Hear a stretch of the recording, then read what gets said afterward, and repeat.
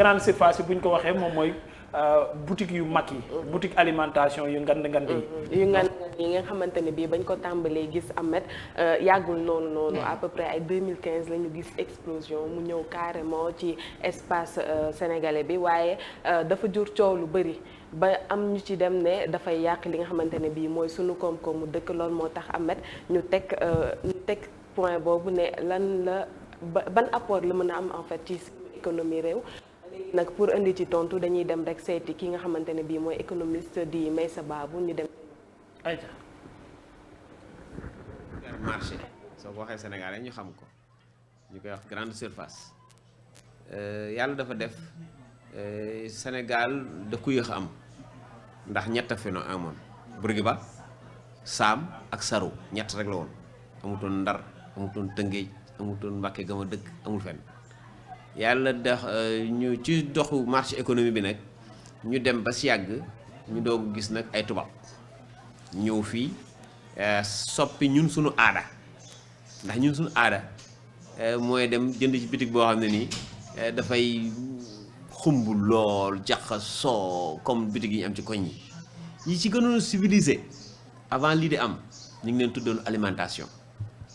alimentation c'était très correct. Alimentation boobu nag bañ ci jógee ci la essencerie yi ñuy wax station service ñoom ñoo fi njëkk indi ay bon du ma ne grande surface ndax dañoo tuuti mais au moins ñoo indi modèle boutique yoo xam ne ni ñu leen tudde ay supérette sénégalais yi ci lañ dans leur grande majorité musuñu woon xam loolu wax dëgg yàlla ndax boutique boo xam ne c'est très bien rangé achalandage bi nga dugg mu sedd rafet produit yi ñu teg ci prix yi amul waxaale ba et cetera c'est tellement bien que nit ñi finalement comme que bari na ci station yi ñu commencé ko miin mu commencé dugg nag ci sunu culture ci lañ jóge nag fa ba ci at yi yàggul ñu gis nag ñu mel ni ñi may bañ a tudd ñëw ci réew mi muy ay marque tubaab yoo xam ne nii soo demee France fekk ko fa soo ñëwee Sénégal fekk ko fi. supermarché weesuwut ab dessin bu rafet ñu def ci ay rayon def ci ay produits yu silucé mu nekk environnement bu neex man leen loolu rek la léegi yéen am ngeen moyen mais def leen kër Sëñ Fallou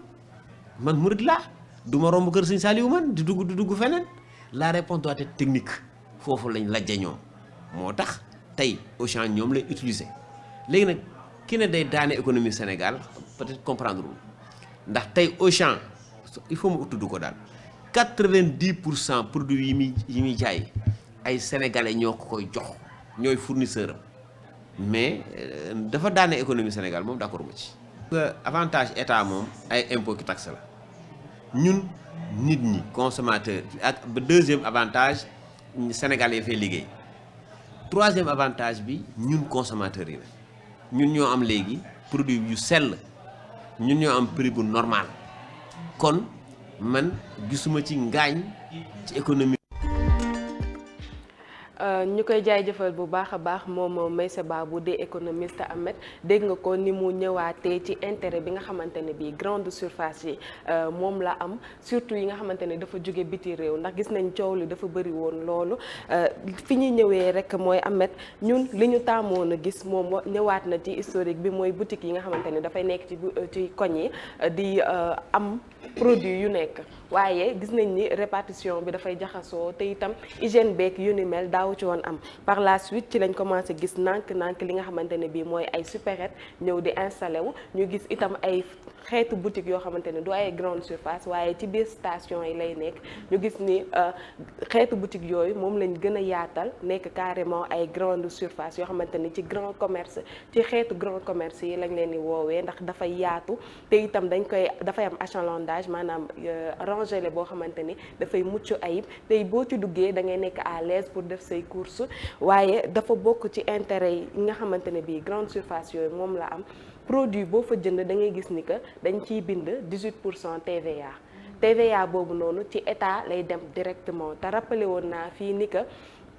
état dafay soxla taxe yooyu noonu ngir di mën a def ay projet am lu ci mel ni école route ak yeneen ñu ni mel donc intérêt la pour état bi ñuy am loolu te boo demee ñun ci suñu marché yi ñu miin loolu doo ko fa gis par exemple mën nga dem jënd benn jaxatu c'est pas garanti ni que TVA 18% yooyu noonu dagg nañ ko ci jaxatu boobu noonu mu dugg ci keesu état maanaam suñu économie dafa informelle te comme que la nature a horreur du vide loolu moo tax ñu ñëw installé wu donc dañu war a bàyyi xel ni que rek tamit nekkuñu ci benn autarcie boo xam ne maanaam nekkuñu réew bu tëju dañoo nekk ci mondialisation ba tax xamante ne yow Aïcha tey ji boo ko amee les moyens mën nga dem ci beneen dëkk investir noonu itam la yeneeni dëkk ñëw di investir suñu dëkk ba tey ci avantage yi mooy équilibrage des prix ndax Aïcha bu njëkk ba da nga daan gis bu tabaski jotaat di waaj a jot dangay gis day soble maanaam dafay raar pomme de terre dafay raar buñ ko tëjee ba mbir mi jege si ñu aj prix mu mel ni que loolu consommateur sénégalais bi da ci daan souffrir bu baax a baax a baax te tey jii nii grande surface yooyu ba ñu ñëwee dañoo réguler loolu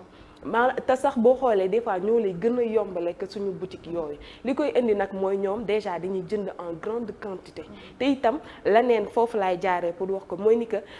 boo jëlee benn boutique bu ci mel ni Auchan tey ji seen 60% produits yi ñuy jaay ay sénégalais ñoo koy defar ay sénégalais ñoo leen di fournir lool peut-être kii jafe-jafe bi ci am mooy mën nañ toog 4 mois yoo xamante ne bii lañ lay door a fay yow fournisseur bi waaye ñoom déjà seen produit yi boo ci jëlee lu ci mel ni yàpp ak poulet fii Sénégal lay jóge ay fournisseurs sénégalais ñoo koy defar di leen ko jox ñu koy jaayaat te itamit dañuy employé ay sénégalais donc bu ñu ñëw rek dàq lépp ne voilà fii lañ jógee la ñuy yàq ni non non nañu teg d'abord li nga xamante ne bii moom mooy intérêt bi ñu amal suñu dëkk te itam ba tey boo xoolee bien-être bi ngay am pour dugg Auchan doo ko am pour dem ci yeneen marché yi ndax yeneen marché yi da ngay xool sax boo fa waree dem doo sax sol lu baax te bu fekkee grande surface yooyu noonu la da ngay sol lu baax donc jur na coow ci diggante commerçant yi fi nekkoon ak ñoom grande surface yi réponse bi kii Meissa Babou wax na ko mooy elle doit être technique maanaam gis nga ni que ñoom indi nañ lu bees te lu bees loolu bañ ko fi indee dafa fekk ni dañ fi fekk li war loolu moo tax ñoom ñu am doole boobu donc la réponse doit être technique maanaam yow grand commerçant nga tu as les moyens mais tegal concurrence pour ñu ak ñoom nga jël ñoom seeni technique nga utiliser ko c'est clair que Ahmed du am benn xaritam boo xamante ne bi yor na grande surface mu ko fi bàyyi di dem feneen c'est clair ndax ñun sénégalais am nañ solidarité boobu donc la réponse elle doit être technique ñu ñeme investir ñun ci suñuy réew te bañ a rek tëju ragal investissement parce que li ñu yóbbee lii nii problème yi tey dañoo ragal investissement ndax grand commerçant yooyu ñoom yàgg nañoo voyager xam nañ li xew ci àdduna bi yépp donc bu ñu copier woon loolu indi ko suñu réew amaana tey ji jafe-jafe yi ñuy dund duñ ko dund amet man côté hygiène bi laay rebondir comme ni nga wax sànq sama genre bi da ngay gis bu ñuy dem marché pour ndugg rawatina suñu marché Castor bi nga xamante ne mairie yi wax nañ si ba sonn su nawet ñëwee dafay mel ni comme pas possible boo dem marché doo sonn sa benn mal fa ngay jël nga ne xaaral ma dem su ma ñibbisee day xeeñ ma def ko si yëree tilim yi mais boo dem Auchan tu as envie de t'habiller bien même en talon nga dem si rayon bu nekk comme ni nga ko waxee rayon bi lii la am rayon bi lii la am tu as envie de faire tes courses normalement te dara benn odeur du la sonal et aussi comme ni nga ko waxee te da ngay dem si boutique yi miyaana sax indi na thon nga gis nit ki di dugg paaka bu muy defaree thon moom la lay jaayee pain beurre moom lay daggee pain bu muy defee chocolat war nañu xoolaat bu baax a baax suñu hygiène côté boobu noonu. merci beaucoup man li ma ciy dolli rek moom mooy c'est la question que je me pose tout le temps lan moo tax ñun ñi ñu féete kaw iñaane ñu ñun ñu nekk ci suuf c'est-à-dire à la limite doo comprendre lan la ñuy bañ pour ñun suñu dundin gën a yomb ñoom suñ ñu jekkoo yokk affaire yi comme ni nga koy waxee ci secteur yëpp man je pense que dama koy wax d'une manière générale màggal Touba dafay jot wala gàmm wala Tabaski transport bi ñu yokk paas yi dañ ne 90% réewum jullit la événement jullit am jullit ñi war a déplacé wu dem seen njaboot nga yokk paas yi yokk lépp yokk soble yokk pombiteer yokk lépp bi grande surface yi ñëwee yokk ci réew mi dem nekk fu nekk ci gox yeeg goxaan yi yombal mbir yi buñ ko yombalee ñun li gën a yomb ci la ñuy dem ñu ne après ñoom dañuy daan ñoom nañ ndërmeelu ñun ñu taxaw parce que ñoom seen pexe bu ñu leen bàyyi woon mooy ñun ñu daanu donc ñoom ñun bu yombee ci ñun ñu ne ñoom nañuy daan yéen daanu leen mu yomb ci ñun parce que ñun ñoo leen ëpp bu ñu waxantee dëgg ñun ñoo ëpp ñi nga xamante ne ñoom ñooy commerçant yu mag yi ñoom ñooy investisseurs yi maintenant comme maître Babou monsieur Babou nu mu ko waxee la réponse doit être technique mooy que teg leen loo xamante ne ni dafay gën a yomb ci ñun am na Pikine am na benn grande surface bu tubaab bu nekk Pikine yow fexeel marché Zeng nga teg fa benn boo tuddee Sëñ Fall keneen ki teg benn buntu Pikine rond-point buntu Pikine bu mu tuddee sëñ Mansour Sy keneen ki teg benn tuddee ko Lat Joor mu bëri bu kii di jaayee fukki dërëm kee di jaayee juróom man Ameth ma dem ci bii jaayee juróom te mu nekk même qualité moo may gënal maintenant jarul wax parce que fi mu gën a yomb fa na gën a baaxee ñun nit ñi fa la ñuy def te itam gis nañ ci manifestation yi rek am na yenn kii yoo xamante ne Auchan comme que ñu ngi koy wax sànq ba tey dañoo jël ay photo Serigne teg ko fa pour kenn du leen laal donc loolu rek mën na leen wax ne comme li nga wax rek mën nañ def ay marché Serigne Fallou wala yeneen ak yeneen même bu nekkee tuddee woo leen ko Serigne mais ngeen jël benn prix boo xamante ne sénégalais yi dinañ xam ne lii ñun ñoo ko moom un peu mais pas loo xamante ne bu ñu demee Auchan jëndee ko fa 100 francs bu ñu ñëwee fee 200 la ñu koy jaayee sénégalais lu yomb la bëgg. après il se permet de dire gëm leen seen bopp gëm leen seen réew te alors que yéen ñi leen gëm leen seen réew de un jaayee leen lu am hygiène de deux da ngeen di jël prix bi li ko Auchan di jaayee 100 francs yéen ngeen jaayee ko 1000 francs comment ngeen bëgg ñu dem jëndi foofu. te itam man j'ai eu la chance benn jour ma waxtaan ak Mansour Kama un grand investisseur ba ma ko laajee ndax moom d'accord na ci arrivé wu yenn kii puissance yi nii daf ma ne y a pas de souci ñoom ñëpp nañ ñëw mais l'essentiel mooy ñu ñeme concurrence bi encore une fois suñu investisseur sénégalais dañu ñeme concurrence bi te itam état bi jàppale leen ci aussi parce que des fois dangay xool ni que tubaab bu ñëwee accès bi muy am par exemple au foncier suuf bi muy am juróon na coow fan yi ci ginnaaw rek bi nga xamante grande surface bi nga xam moo nekk Gibraltar ba ñu waxee location bi ñëpp dañoo yuuxu donc nañu jàppale suñu investisseur sénégalais waaye itam ñoom ñu ñeme li nga xamante ne bii mooy concurrence bi c'est clair boo ko ñemee rek moom def bu baax non man côté bi nga doon waxee rek côté événement amee gars yi di yokku loolu côté boobu laay waxee parce que tabaski par exemple dañ ko ciy gis lu mu te day gën a metti loolu bu ñu ko seetaanee kanam la jëm man xam naa peut-être mën na génn débat mais loolu cri du cœur la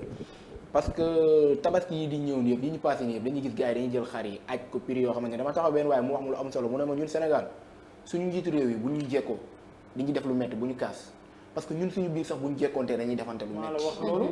te bu tey jii bu président jekkoo te xaalisu réew mi wala mu def ci loo xamante ku ci nekk di kaas te yow mi am sa benn simple xar boo jekkoo ñeneen ñi da ngay aj sa prix ba mu kawe kon yow tey jii bu ku la joxoon réew mi nooy def aaya nga wax kaay wax la yàlla lu wax facture da ngay gis facture courant wala facture ndox bu ñëwee nekk maara day taal te forcément da ngay dem nga fay ko. c'est ça non yàlla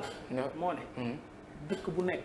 njiit la mu méngool laa koy jox waa dëkk ba nañu mel ca ñooñu laay soppi njiit tegal leen ko fa parce que faw ngeen am ku mel ni yéen pour mu yor leen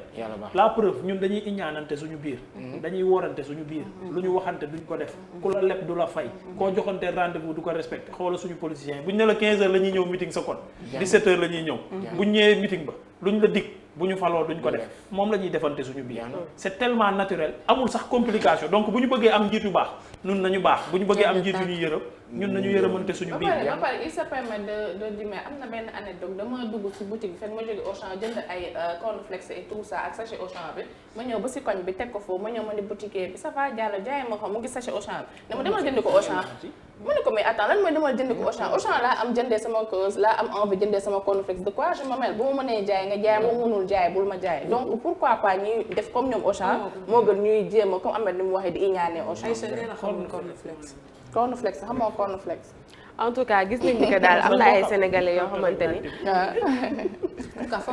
am na ay sénégalais yoo xam ñoom moom commencé nañ di bouger ndax gis nañ ni yenn boutique yoo xamante ne bii c'est des sénégalais ñoo ko fi teg te ñu ngi commencé bouger et c'est ce qu'il faut encourager en fait c'est ce qu'il faut encourager ndax encore une fois dañoo nekk ci benn monde boo xamante ne globalisation la tout le monde est partout donc li nga wax noonu ak am solo mondialisation sànq wax nga ko ak am solo arrêtez de dire ñi investir fii dëkkuñu fi ñi nekk Paris di ma dégg xam nañ bu baax li may wax restaurant ba fa gën a mag restaurant Mame Diarra la tudd ay sénégalais ko moom arrêtez de dire que affaire yooyu bu ñu leen di traité de raciste ngeen toog di ko kaas fu ne ci àdduna bi di jooy ay nit ñi bu ñu ñëwee investir seen dëkk ngeen leen di traité de raciste naan Guinéen yi doo ngay jaay café tubaab yi moom grande surface beeg nangam na arrêtez ça c'est très mauvais seeni doom ñu nga ca yeneen dëkk ya di fa investir yor fa ay restaurant ay leneen ak leneen c'est pas bien loolu du waxu doomu aadama arrêtez ça s'il vous plaît boutique boo dem lan ngay dégg boutique Diallo même s'ils sont pas des Peuls tu entends que boutique Diallo pour te dire loolu noonu war nañ ko keroog malal wax na ko fi nee na il faut pas que ñu naan nañ leen génne français yi te boo génnee français yi après wala nga génne naar yi après nga dugal chinois yi lu ci am solo mooy ñi fi ñëw nañ xool nañ négocier li ñuy liggéey ak ñoom ba askan bu nekk gis ci boppam waa extérieur gis seen bopp ñun ñuy doomu réew mi gis suñu bopp est-ce que du ngeen may ki nga xam ne moo toogal waa bitim réew mu ñëw